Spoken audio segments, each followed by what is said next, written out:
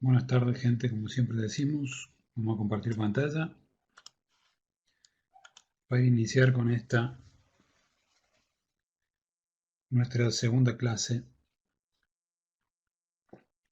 primera clase de la Escuela Bauhaus en la sede de SOP. Ya tuvimos dos encuentros, en realidad tres, de la Bauhaus, uno de antecedentes y dos encuentros luego sobre la sede de Weimar. Perdón, vamos a tener dos encuentros sobre la sede de SOP. Y arrancamos con esta, que es una foto clásica, en donde se lo muestra a Walter Gropius rodeado de su equipo de docentes. Esa foto fue tomada en 1926 en la terraza del edificio recién inaugurado. De hecho, era el día de la inauguración. Esa foto tiene un valor importante aparte del gráfico, del histórico, simbólicamente. No es casual que Walter Gropius se haya ubicado al centro con un sombrero que reforzaba también esa idea. Y hacia su derecha, 6 de sus profesores, entre paréntesis, discípulos, y a su izquierda la misma cantidad. Con, si recuerdo sus nombres, Josh Schmidt, Schreper, Muck, Moholy-Nagy, Herbert Bayer. No es Oscar Schlemmer, porque Schlemmer es este. La verdad que no recuerdo. Walter Gropius, Marcel Breuer, Vasily Kandinsky, Paul Klee, Lionel Feininger y Gunther Stutz.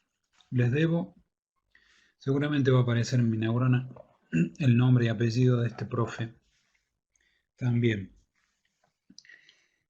Esta foto puede venir bien como para ilustrar una situación que se dio en la transición entre la sede de Weimar y la sede de SOP. Nosotros vimos ya que la Bauhaus entró en una serie de conflictos internos a partir de la renuncia de Item, el hecho de que este señor que aparece en el recuadro, Laszlo Moholy-Nagy, se haya hecho cargo del Workurs o el curso preliminar. Recuerden que en esa clase hablamos de que el gobierno de Weimar había exigido a la Bauhaus, a partir de un aporte de dinero que se hizo en 1922, que se hiciera una gran exposición en el 23, de alguna manera para justificar ese dinero que el erario público estaba poniendo para el sostenimiento de esta escuela. En virtud más que del resultado de esa exposición, de algunas denuncias o sospechas, de algunas posiciones ideológicas más inclinadas hacia la izquierda, de algún vínculo con algunos revolucionarios rusos, es que artistas de ese contexto, es que finalmente la derecha, que iba ganando terreno y espacio político, geopolítico en toda Alemania, finalmente termina cerrando la escuela, obligándola al cierre. Eso se produce antes de finalizado el año 1924. Durante varios meses existió como un gran vacío. De hecho, Gropius entró en una especie como de, no quiero decir depresión porque sería un término médico, y en realidad era como una frustración por el cierre de la escuela y sin demasiadas herramientas como para poder hacerla funcionar. De hecho, hay versiones en un libro en donde se citan algunas correspondencias de Paul Klee, en donde él afirma en una carta a su esposa que son los profesores los que terminan consiguiendo, en definitiva, el apoyo de la comuna de Dessau para la instalación de la escuela en esa ciudad. Esta foto de algún modo intenta ilustrar eso y al mismo tiempo el apoyo que el cuerpo de profesores le daba a Gropius como gestor para la continuidad al frente de esa escuela. Ya Gropius era como que había bajado los brazos. Prueba de ello fue que para su cumpleaños número 40, los profesores le regalan un cartapacho.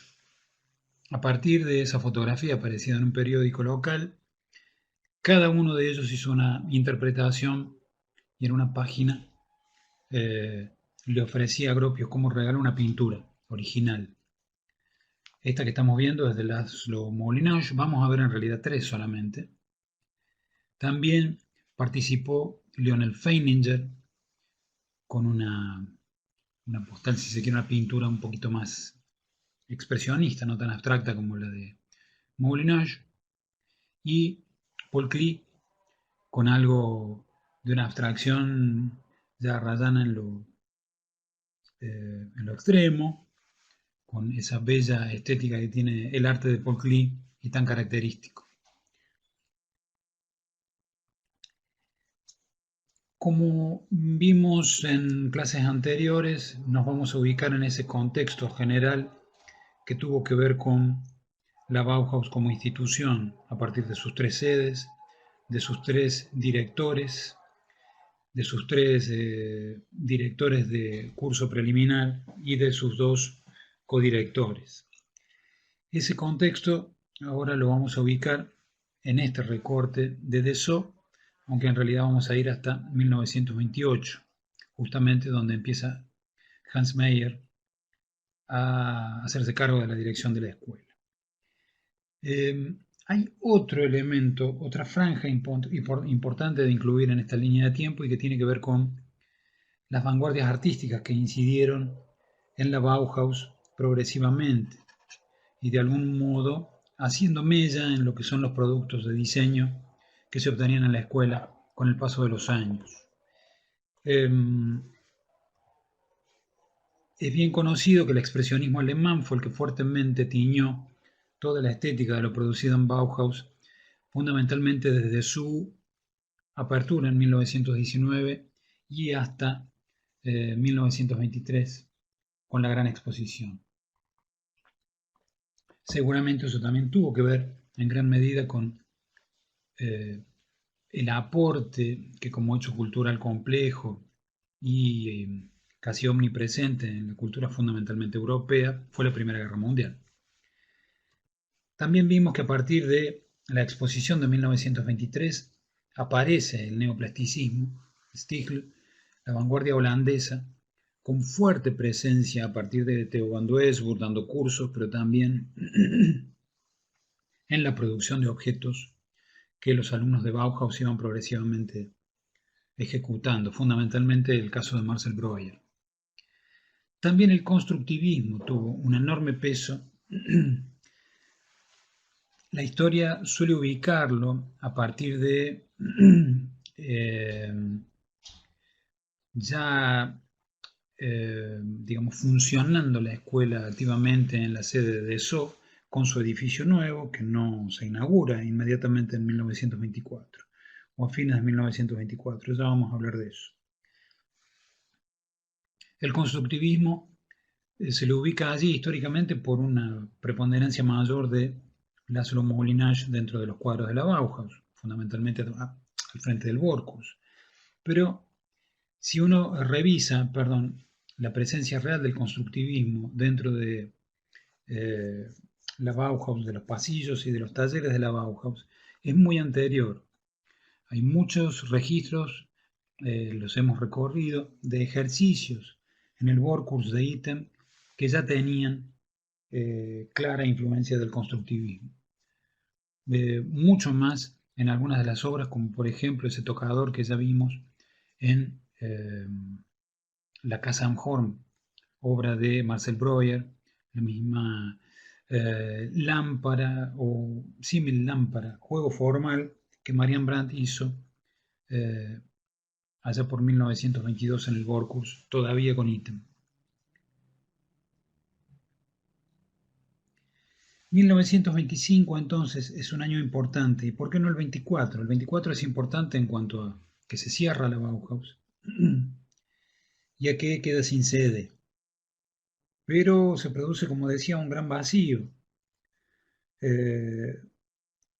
Normalmente se habla históricamente de que la Bauhaus se muda en 1925 al nuevo edificio en Dessau, y eso es mentira. Es uno de los típicos errores que uno encuentra en la historia, desparramado, transmitido de generación en generación, de libro en libro, por vaya a saber qué motivo.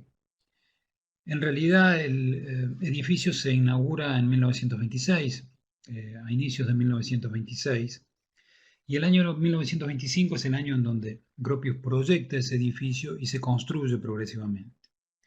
La comuna de Dessau aportó una de sus salas que tenían que ver con actividades culturales, una especie como lo que hoy llamaríamos un centro cultural o un museo, como sede para el funcionamiento de la escuela durante 1925.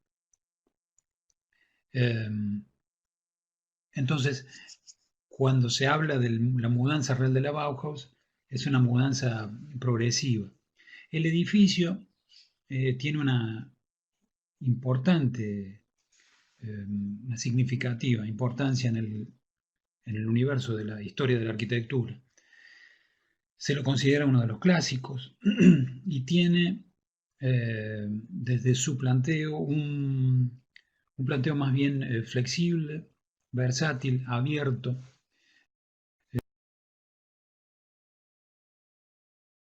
que intentaba romper con toda una tradición de simetría, según las propias palabras de Gropius, con la tradición de volúmenes orgánicamente proporcionados en función de un esquema general, cuando en realidad aquí lo que buscaba Gropius era que cada volumen, en función de justamente la función que albergaban, tuviera su resultado. De hecho, ya que estamos viendo esta imagen aérea del día de la inauguración, por eso se ve tanta gente en la terraza y en los jardines y en los patios, este edificio es el edificio de viviendas de estudiantes y este edificio de aquí, este volumen largo, es el de los talleres, que es el más iluminado, que ya vamos a ver en detalle. El edificio intermedio entre los talleres y la torre de estudiantes, de vivienda de estudiantes, es la cantina de la Bauhaus. Y este, que funciona a las veces de nexo, también es parte de esa cantina. Entre los talleres y las aulas hay otro puente, que es un edificio puente concretamente, donde van ubicadas las oficinas administrativas. De hecho, la oficina del director estaba justamente en un segundo piso, allí en ese volumen. La construcción del edificio fue financiada por el gobierno de Dessau, y aquí estamos viendo la invitación para el acto de inauguración con su programa hecha por Herbert Bayer, un notable alumno de la Bauhaus que va a terminar siendo un importante profesor dentro de lo que sería el taller de composición o de imprenta. El edificio ya llevaba, justamente hablando de Herbert Bayer, algunas señas de lo que podía ser el trabajo de Bauhaus en cuanto a la búsqueda de una simpleza, de una forma pura, hasta en sus más pequeñas expresiones, como puede ser una tipografía o el nombre, o un logotipo en este caso. Aquí se ve otra imagen donde uno puede ver lo que sería el edificio de los talleres, como les decía yo, con paños enteramente vidriados para recibir gran cantidad de luz de día. Lo que sería el volumen de la cantina, haciendo de nexo entre esa zona de trabajo y la zona de descanso que sería la vivienda de estudiantes. Esta foto de arriba es la foto de la construcción de la casa de los profesores, que fue la primera parte de la obra que digamos que se lanzó en 1925, o sea, lo primero que se termina en todo este gran proyecto es la casa de los docentes para que puedan vivir. Después se inició con la construcción del edificio de la escuela en sí. La casa estaba retirada sobre el mismo terreno, a unos cuantos cientos de metros.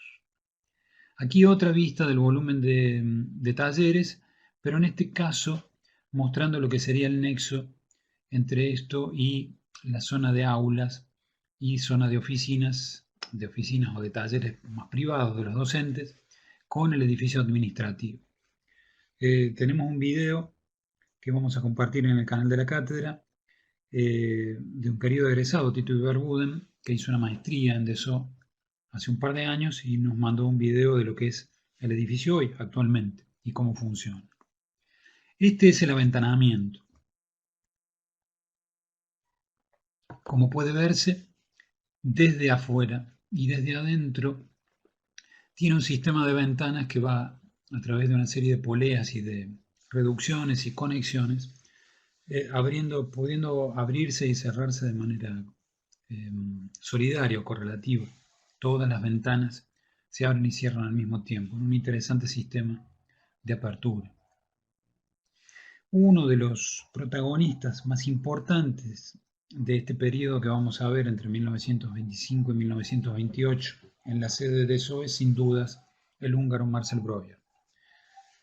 Marcel Breuer había ya obtenido su título de maestro en 1923, maestro joven con la Casa am Horn, y había obtenido su título previamente de oficial en el Bauplatz de la Casa Sommerfeld, que ya vimos en la clase anterior.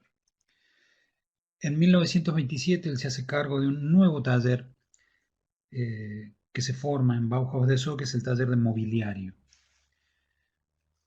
Él había tenido una serie de influencias, según declara él mismo, a partir de lo que era su conocimiento de la tecnología de la empresa Tonet en la fabricación de muebles con madera curvada de haya.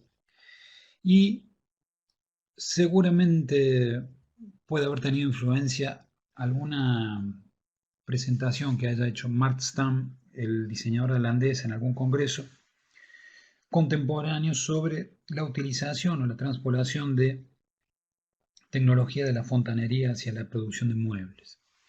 Hay toda una disputa ahí de quién es realmente el que inventa o el que propone o el que innova con la incorporación de el acero curvado, los caños de acero curvado para la fabricación de muebles.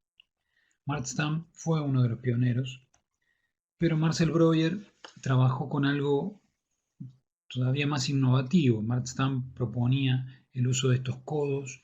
Marcel Breuer dice que inspirado en el manubrio de su bicicleta, de su nueva bicicleta, él descubre que esta posibilidad de curvar el caño puede ser interesante de ser usada en la fabricación de muebles. Con esa idea empieza a fabricar una serie de muebles que muchos de ellos fueron vendidos luego dentro del catálogo Tonet como figura en esta hoja propia de ese catálogo. Esta es la B19, B de B larga, era la codificación con la que el producto se incluía en el catálogo de la Bauhaus, con un círculo rojo y se ponía la letra inicial del apellido de la diseñadora o del diseñador y un número que correspondía al número del catálogo. La B19 también tuvo su versión sillón. Como pueden ver, si recuerdan de aquella silla de listones de la Casa am Horn, Marcel Breuer empieza a trabajar con mucha claridad todo lo que sería la cuestión ergonómica en la zona poplitea para evitar las molestias. Esta también es una página del catálogo de Tonet en donde puede observarse a la B19, a la versión sillón, que tiene otro nombre que ya he olvidado, y acá también están incluidos algunos muebles de otro gran diseñador de la época contemporánea como es Charles-Édouard Jeanneret, el suizo, más conocido como Le Corbusier, con su poltrona y su sillón, que tiene muchos elementos que pueden ser interesantes o pueden haber resultado interesantes para el propio Breuer a la hora de diseñar su sillón club o Basili, que ya vamos a ver. Breuer diseñó mucho del equipamiento o del mobiliario que fue parte del edificio nuevo en la Bauhaus. Estas son una serie de sillas en tándem, plegables o replegables, también con acero curvado y una fibra de algodón que se hacía en los mismos telares de la Bauhaus, de la que ya vamos a ver una fotografía. Esta es la cantina que podía desmontarse todo este equipamiento para poder abrirse como un gran salón de usos múltiples. Recuerden que se incluían luminarias diseñadas por Gary Ritwell, que ya eran como un clásico en los edificios de la Bauhaus. La cantina de la Bauhaus también mereció, por parte de Breuer, el diseño de un taburete específico, Stuhl. Este, este taburete es uno de los primeros modelos del cual vamos a ver algunos varios. Alcanza a verse aquí cómo encamisado en un caño se puede resolver esta relación entre partes, entre las dos mitades, a partir también del uso de remaches. Hay otro tipo de soluciones que vamos a ver después. Aquí una foto de la cantina de la Bauhaus, un clásico desde Weimar, ya, desde el edificio de Weimar. La casa de los maestros, como les decía en un principio, fue lo primero que se empezó a construir del edificio, es también un clásico de la arquitectura. Puede verse, insistimos con la recomendación, de la remodelación o la restauración que se ha hecho de nuevo en la película Lotte am Bauhaus. En esa casa, proyectada por Gropius, algunos dicen también con la colaboración de Laszlo Molineux, se hizo una recreación de la parte que sufrió una destrucción casi completa en la Segunda Guerra. En el año 2014, hace 6 años, se hizo una reinterpretación con este equipo de diseño BFM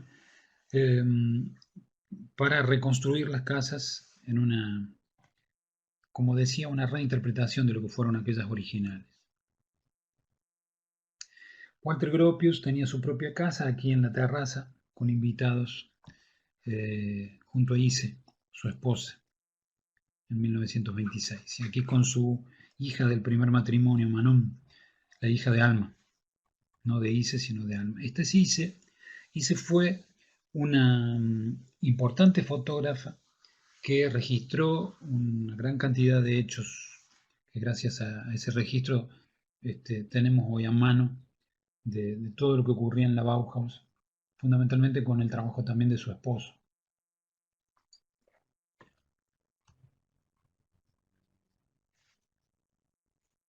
Ise, es importante mencionar, ya que pasamos a este otro caso de un diseño femenino, Ise también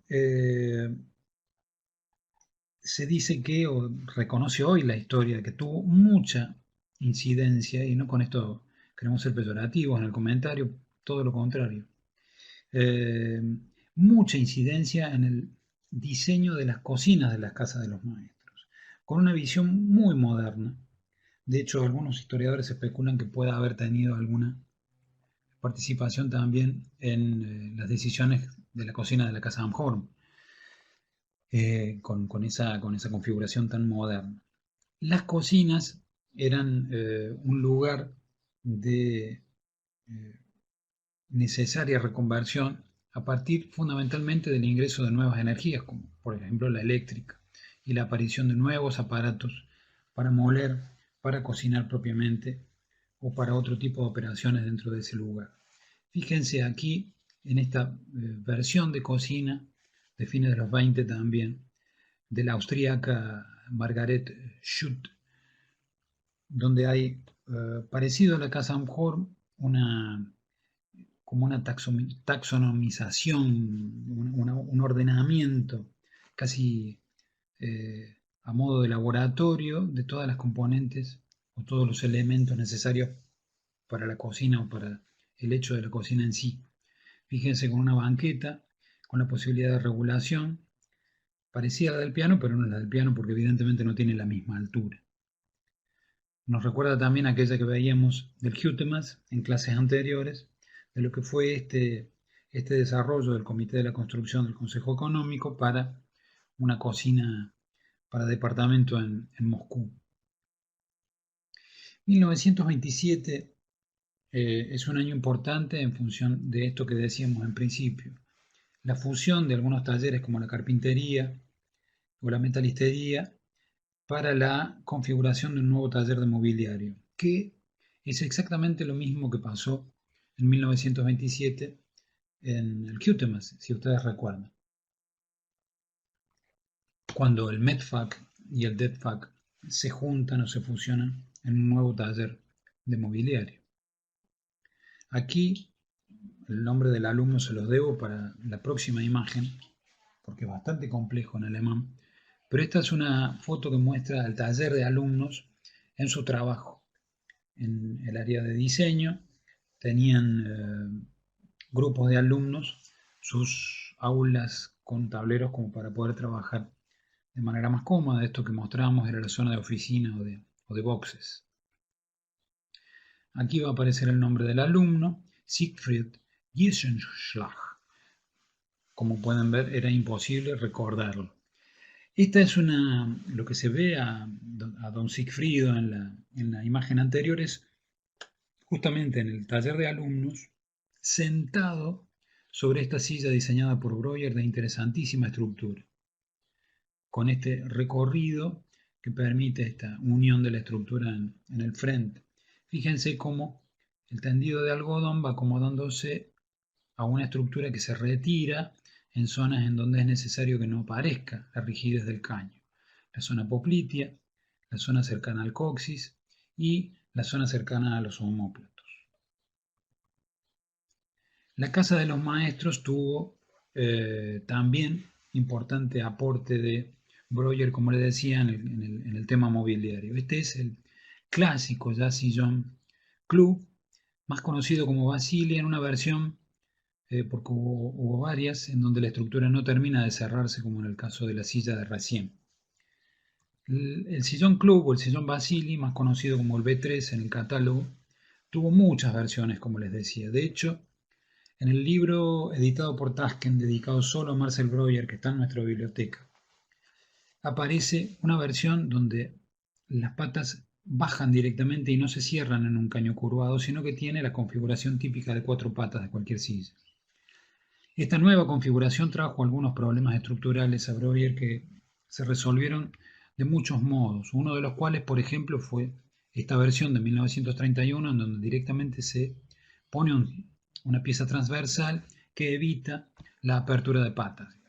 Fíjense como en esta versión también aparece esta pieza que termina de cerrar también la estructura en lo que sería la zona de la espalda, del respaldo. Fíjense cómo el recorrido de los caños es distinto. Aquí baja sobre la zona poplitea y se relaciona con remaches una pieza que es la que va a terminar configurando el asiento. Aquí el asiento es parte de la misma estructura que baja de el apoyabrazos o de la estructura del apoyabrazos para cerrarse atrás. Es bastante más compleja esta estructura, pero no deja de ser también interesante su análisis. Son muchas las versiones del sillón club, como les decía. Tantas que, esta es una clásica foto, se, se sospecha que era Ise Gropio, pero también puede haber posibilidades de que sea otra, la portadora de esa máscara de teatro de Schlemmer. Hubo una versión B4 de este sillón que es plegable, que aparece un poquito después, en 1927. Fíjense cómo trabaja esa plegabilidad a partir de una estructura similar a la del sillón club, pero con un tensor, con un par de tensores que podían vincular a esa estructura parte del respaldo con esa estructura parte del asiento. Interesantísima resolución de Breuer. Esta es la casa de Joseph Albers, otro de los ya nombrados en clases anteriores. Recuerden que fue quien acompañó a Moulinash en el Borkurs y termina haciéndose cargo luego, que ya lo vamos a ver, en 1928.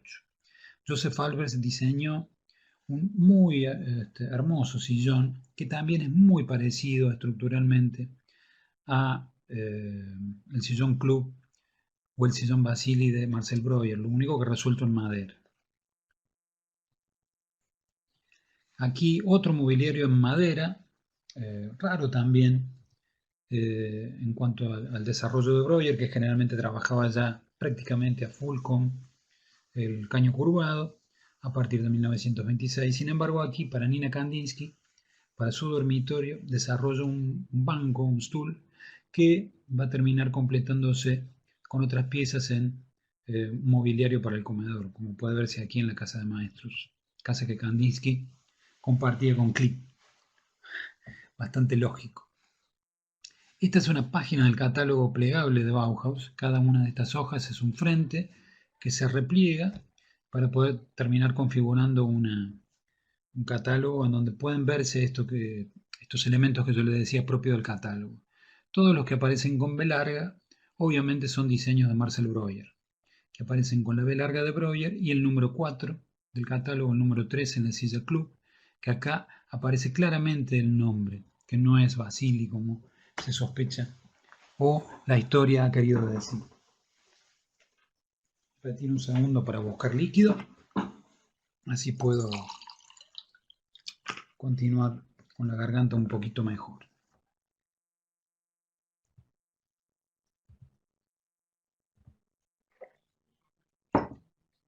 En la parte más chica del catálogo, en donde pueden verse estas banquetas y mesas, que son de colores y ya vamos a poder ver luego en fotos particulares. Este fue un desarrollo muy lindo, muy interesante de silla de Marcel Breuer para Erwin Piscator. Erwin Piscator es un empresario del teatro alemán de la época contemporáneo que, a través de la oficina de diseño de Gropius, contrató a Gropius y también a muchas de las cabezas de diseño que había en la Bauhaus para amueblar sus salas de teatro, su casa, etcétera, etcétera. Para él diseñó esta silla, que es un clásico ya, y también estas mesitas que les mostraba como mesitas de colores en, en la foto del catálogo. Aquí, en una situación ya de uso y en una versión de sillón para lo que fue la oficina personal de Irwin Piscator. Otra versión del banco tubular para la cantina, o mejor dicho, el que nació como banco de la cantina y que luego tuvo otras versiones. En esta, con una estructura suplementaria, con un doble ajuste, un juego de doble rosca muy interesante, y en una versión de 1926 también, con una sujeción a partir de una pieza que seguramente tendría que haber sido algún tipo, no de plástico en esa época, podría haber sido un plástico a base de baquelita, podría haber sido, aunque en realidad eso es de uso masivo bastante posterior, seguramente alguna pieza de madera dura, un cilindro que se metía adentro, encamisado en este caño, que luego iba con un tornillo sujeto allí para estas cuatro sujeciones de esta estructura. En una silla con esterilla, seguramente para el catálogo de Tonet, perdón. Una versión de silla plegable ya para 1928, ya sobre el filo del abandono de Marcel Breuer de la escuela. Aquí la silla Borochet, cuando tiene un nombre de apellido es porque este tipo de mobiliario ha sido expresamente dedicado o encargado por algún cliente en particular y ha quedado su nombre. Este es ya un clásico. Hay un elemento más que interesante de analizar en la resolución, varios. Primero, si se puede llegar a observar, aquí hay una división que es lo que marca cómo la estructura se va armando por mitades. Se arma una primera mitad, se dobla, si no en la dobladora de caño es muy difícil pasar las dos dimensiones. Ya un solo curvado en la tercera dimensión ya complica bastante las cosas, pero en este caso es corto, igual que aquí. Se encamisa un caño más chico y se une con una estructura exactamente igual y espejada. Fíjense aparte cómo ya en estas, que son de 1928, en estas sillas existe una leve curvatura que permite un apoyo un poquito más eficiente de toda la estructura. En este tipo de sillas no es lo mismo si apoya todo el caño completo a si apoya solamente en 4 puntos. Es mucho más eficiente de ese modo, fundamentalmente para el comportamiento en cuanto al comportamiento dinámico que tiene un asiento a la hora de sentarse. Uno nunca está de manera estática, sentado, durito como en los libros de ergonomía. sino que se mueve. Y ese movimiento, si el caño está completamente apoyado, produce una cantidad de ruidos y de movimientos incómodos de relación de eso con el piso.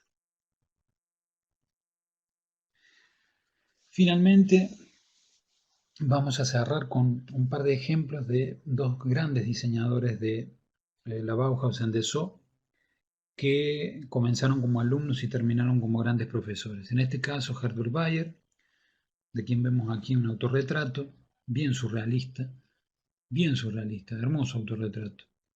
Herbert Bayer ya en la sede de Weimar venía produciendo una cantidad de elementos de carácter fuertemente constructivista, como este que podríamos con toda libertad y autoridad casi calificar de un radioorator.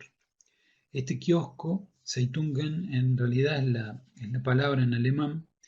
Zeitung eh, es la palabra que refiere al periódico o al diario, que nosotros conocemos como diario, y esto sería como el lugar de ventas de diario o de jornales, lo que podría ser una revista.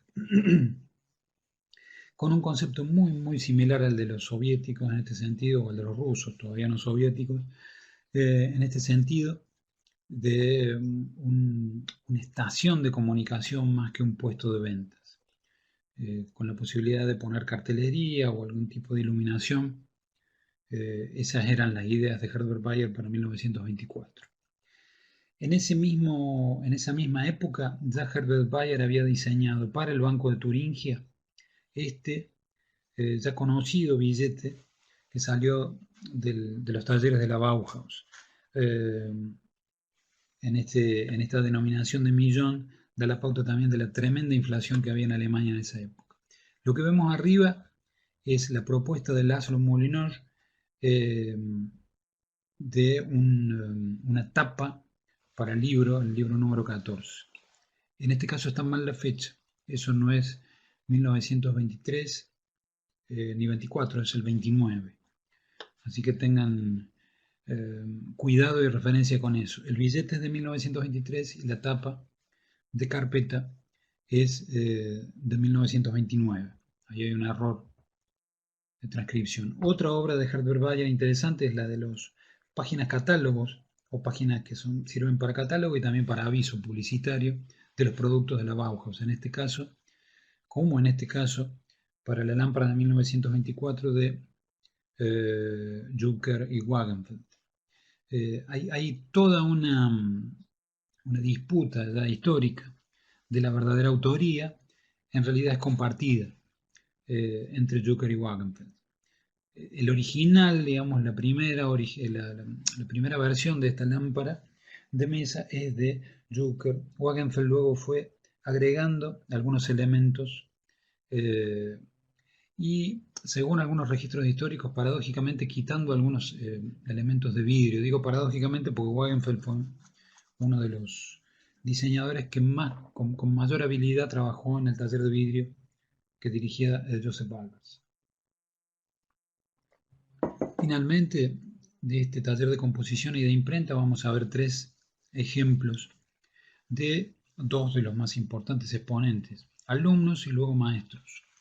Jo Schmidt, arriba, sin fecha cierta, pero más o menos de la misma época, en una tarjeta de publicidad y venta de productos Bauhaus, publicitándola a la Bauhaus en Dessau como una sociedad limitada que vendía productos.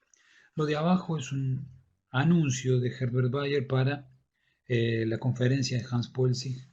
Recuerden, si ustedes recuerdan, de aquella clase de antecedentes que, que tuvimos sobre lo que fue aquella sopa, aquella cocina previa a la Bauhaus, hablamos de Hans Poelzig como uno de los directores de aquella reforma educativa que impulsó Hermann Mutesius, luego de su retorno de Inglaterra, ahí en los primeros años del siglo XX. Si mal no recuerdo, Hans Poelzig fue quien se hace cargo de la sede en la actual Polonia, lo que era parte del Imperio Austrohúngaro en ese momento. Breslavia, en Breslavia. Estaba tratando de recordar. Lo que vamos a ver ahora es la versión de Herbert Bayer o su estudio de la tipografía universal. Esto explica, si bien este afiche es de 1926, como veíamos ya Herbert Bayer venía trabajando desde hace rato con esa idea, de conseguir una tipografía universal en su nombre, pero también en su carácter. Del mismo modo en que se buscaba una universalidad en la expresión del arte, según él mismo decía, para todas las expresiones artísticas, para el cine, para la pintura, para la música, de modo que se pudiera interpretar universalmente. También él buscaba una tipografía que de algún modo pudiera comportarse de esa manera frente al mensaje, ya sea artístico, cultural en general, publicitario.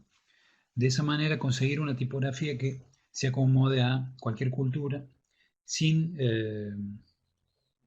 desentonar, digamos, de los elementos originarios que podrían complementar algún mensaje.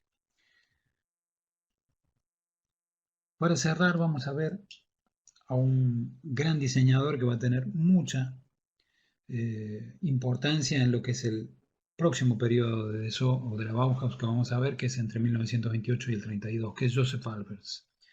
Joseph Albers fue uno de los primeros alumnos que ingresa allá por el 21 en la Bauhaus, habiendo sido maestro de artes plásticas en primaria y también en secundaria, lo que en los niveles de formación primaria y secundaria, análogamente a lo que tenemos nosotros, y actualmente aquí en Argentina.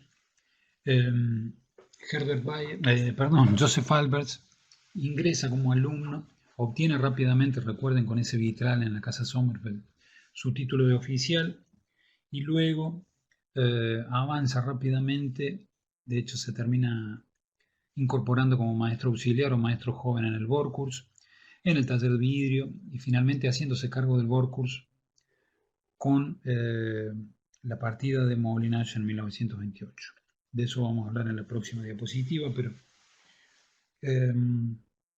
aquí estamos viendo un frutero desarrollado por Alberts en su dirigido taller de vidrio y en una hermosa versión de taza plato, lo que podría ser para tanto para una infusión, un café, un té, como para una sopa, un consomé.